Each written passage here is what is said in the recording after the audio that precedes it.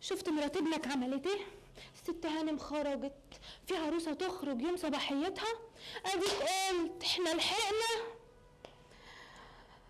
راحت الشغل، ده باينها نكدت عليه امبارح ولا اتخانقوا ولا انا عارفه ايه اللي حصل امبارح، والواد يا حبه عيني كاتم في قلبه وساكت.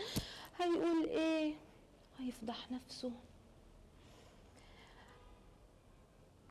ما تقوليش على ايامي، الزمن كان غير الزمن. انا هقولك من الاخر، هقولك انت قلبك مش على ابنك. الناس يقولوا عليك ايه؟ يقولوا عليك ايه لما يلاقوا مرات ابنك خارجه يوم صباحيتهم؟ بالناس تاكل وشك.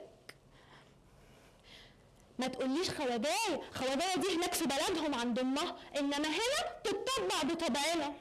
طيب ماشي، انا بقى حسابي مع ابني بعدين. ماشي.